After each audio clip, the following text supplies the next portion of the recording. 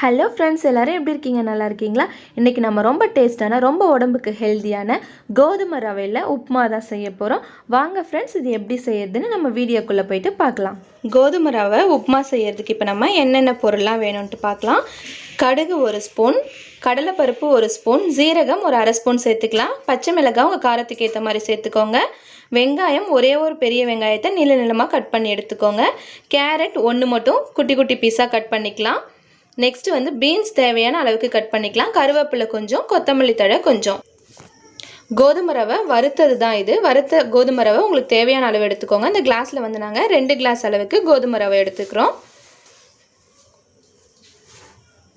அடுப்பு ஆன் பண்ணி ஒரு வானல் வச்சுக்கலாம். அதில் வந்து தாளிப்பு கொடுக்கறதுக்கு மட்டும் நம்ம ஆயில் சேர்த்துக்கலாம்.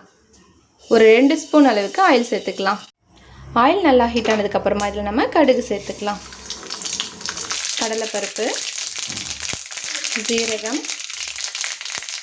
ஜீரகம்லாம் நல்லா பொரிஞ்சதுக்கப்புறமா இதில் பச்சை மிளகாய் சேர்த்துக்கலாம்.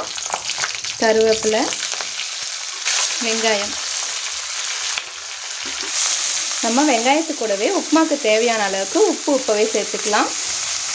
வெங்காயம் இப்போ நமக்கு நல்லா கலர் மாதிரி வரட்டும். வெங்காயம் நல்லா இந்த மாதிரி வதங்கினதுக்கப்புறமா இது கூட பீன்ஸும் அப்புறமேட்டா கேரட்டும் சேர்த்துக்கலாம். பீன்ஸ் கேரட்டை நல்லா வதக்கி விட்டுட்டு ஒரு தட்டு போட்டு மூடிடுங்க. அப்புறமேட்டா பாதி வெந்ததுக்கப்புறம் நம்ம அப்புறமா தண்ணி சேர்த்துக்கலாம். இப்போ நமக்கு காயெலாம் வந்து பாதி அளவுக்கு வெந்து வந்துடுச்சு. இதில் இப்போ நம்ம தண்ணி சேர்த்துக்கலாம். 2 கிளாஸ் கோதுமை ரவைக்கு வந்து 6 கிளாஸ் அளவுக்கு நம்ம தண்ணி சேர்த்தா தான் கரெக்டாக இருக்கும். அப்போ தான் நமக்கு நல்லா வெந்து வரும்.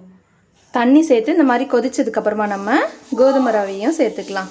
இது வந்து கோதுமை ரவை கடையில் வாங்கினது கிடையாது. நம்ம வீட்டில் இருக்க கோதுமையை வச்சு மில்லில் கொடுத்து அரைச்சி எடுத்துகிட்டு வந்தது. இதை நல்லா மிக்ஸ் பண்ணி விட்டு ஒரு பிளேட் போட்டு நம்ம மூடிடலாம். அடுப்பு வந்து நமக்கு மீடியம் ஃப்ளேம்லேயே இருக்கட்டும். நடுவில் பார்த்து கலந்து விடுங்க. நல்லா வெந்து வரட்டும். இப்போ நமக்கு கரெக்டாக ஒரு 30 நிமிஷம் ஆகுது. கோதுமை ரவை வந்து நமக்கு நல்லாவே வெந்து வந்துருச்சு. இதில் நம்ம கொத்தமல்லி தழையை போட்டு அடுப்பு ஆஃப் பண்ணிடலாம். அவ்வளோதான் ஃப்ரெண்ட்ஸ், ரொம்ப ஹெல்த்தியான கோதுமை ரவை உப்புமா நமக்கு ரெடி. ஓகே ஃப்ரெண்ட்ஸ், இதே மாதிரி நீங்களும் உங்கள் வீட்டில் செஞ்சு பார்த்துட்டு டேஸ்ட் எப்படி இருந்துச்சுன்னு மறக்காமல் கமெண்ட்ஸில் சொல்லுங்கள். உங்கள் ஃப்ரெண்ட்ஸ் அண்ட் ஃபேமிலி கூட இந்த ரெசிபியை நீங்கள் ஷேர் பண்ணிக்கோங்க. நம்ம சேனலை சப்ஸ்கிரைப் பண்ணுங்கள். Thank you friends, bye bye.